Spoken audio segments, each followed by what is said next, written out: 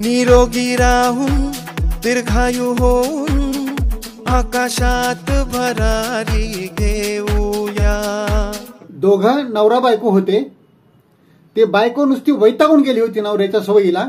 यानं संध्याकाळी दारू पिऊन आणि उशिरा येतो एकदम घरी, म्हणून हिनं वैतागून गेली होती। तिनं पुन्हा पुन्हा त्याला समजावून सांगितलं, पुन्हा पुन्हा पुन्हा विनंती करायची, गोडीत सांगायची, रागावून सांगायची, पण त्याच्यावर काही फरक पडत नव्हता। मग तिनं त्याला सगळं सांगून हे करून धमकी देऊन पण पाहिलं, पण तो काही ऐकत नव्हता। मग असाच एके दिवशी काय झालं, तो उशिरा दारू पिऊन घरी आल्यावर तिनं म्हणले, तुम्हाला मी किती वेळ सांगितलं हो की असं उशिरा दारू पिऊन येऊ नका, दारूच पिऊ नका। ते म्हणलं, अगं मी याच्यापुढे नाही पिणार। हे म्हणजे तुमचं नेहमीच उत्तर झालंय, प्रत्येक वेळी म्हणतात तुम्ही याच्यापुढे नाही पिणार, आणखी पिऊन येता। आता तुम्ही, मी सांगते पुन्हा पुन्हा, मी तुम्हाला सोडून मी माहेर निघून जाणार, तुम्ही दारू बंद करा। तुम्ही दारू बंद करत नाही तर तो म्हणला, मी माझा शब्द पाळत नाही, हे ठीक आहे, मग तू तुझा तरी शब्द पाळ ना। तू म्हणते माहेर जाते, जा ना एकदाची। भुजंगराव ऑफिसमध्ये त्यांच्या साहेबाकडे गेले आणि केबिनमध्ये जाऊन त्यांनी सांगितलं, अहो साहेब, माझा पगार वाढवा ना। तर साहेब म्हणाले, अहो तुमच्या बाजूला जो टेबलवर बसून काम करतो माणूस, त्याला तुमच्यापेक्षा कमी पगार आहे, तुम्हाला त्याच्यापेक्षा जास्त पगार आहे। त्या तर माणसाला 6 लेकरं आहेत, 6। मग भुजंगरावने ऐकून घेतलं। भुजंगराव म्हणाले, अहो त्याला लेकरं किती आहेत मी कुठे विचारलं, आणि 6 लेकराचा आणि पगाराचा काय संबंध? पगार आम्हाला तुम्ही कशाबद्दल देता? इथं ऑफिसमध्ये आम्ही काय काम करतो, इथं काय क्रिएटिव्हिटी आमची दाखवतो, इथं काय निर्मिती करतो, याच्यासाठी तुम्ही आम्हाला पगार देता ऑफिसच्या कामाचा। आता घरी जाऊन आम्ही काय पराक्रम गाजवतो, तिथं काय निर्मिती करतो, तिथं काय क्रिएटिव्हिटी करतो, ह्याच्यावर कुठं अवलंबून असतो का पगार? असं म्हणल्यावर साहेबांचा चेहरा खजील झाला जरा, आणि साहेब म्हणले, काय नाही भुजंगराव, हे तुमचं सगळं स्पष्ट वक्तव्य पण मला आवडलं, तुमची पगार वाढ यावर्षी करून टाकतो। आणि त्यांची पगारवाढ झाली।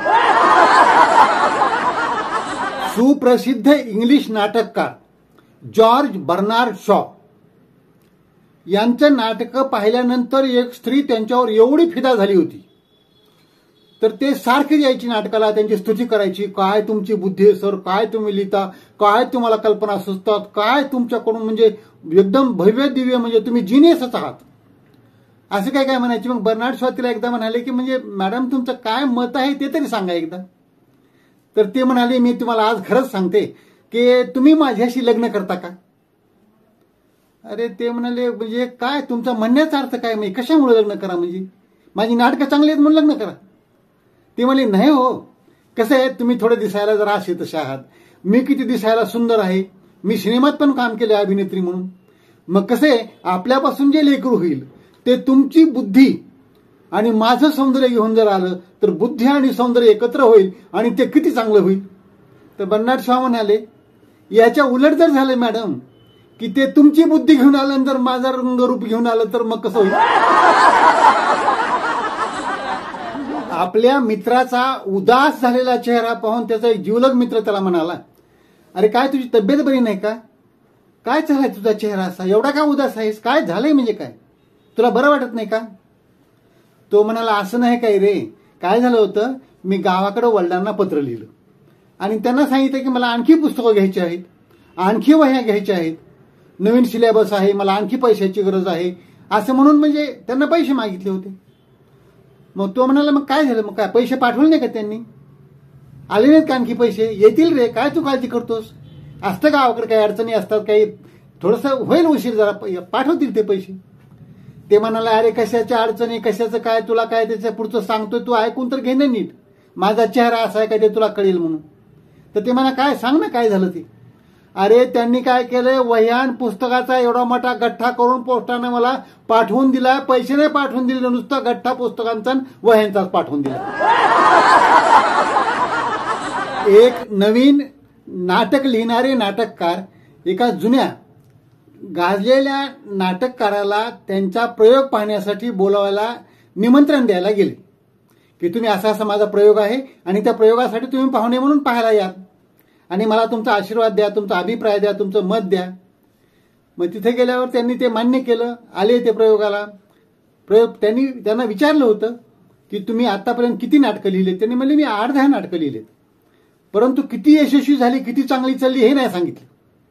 मग यांनी आले त्या नाटकाला, नाटक पाहिलं. नाटक पाहिल्यानंतर यांनी विचारलं की तुमचा अभिप्राय सांगा, कसं वाटलं तुम्हाला नाटक, किती चांगलं वाटलं, कसं, स्पष्ट सांगा. ते म्हणे ठीक आहे, सो आहे. नाही मला खरं सांगा काय. मग त्यांनी म्हणले की असं करा, तुम्ही काय करा की शेवटचा जो सीन तुम्ही दाखवलाय की ज्याच्यामध्ये नायक हा खलनायकाला चाकू भुसकून मारतो आणि त्याचा जीव घेतो, त्याच्याऐवजी तुम्ही काय करा, पिस्तूलनं त्याला मारलेलं दाखवा.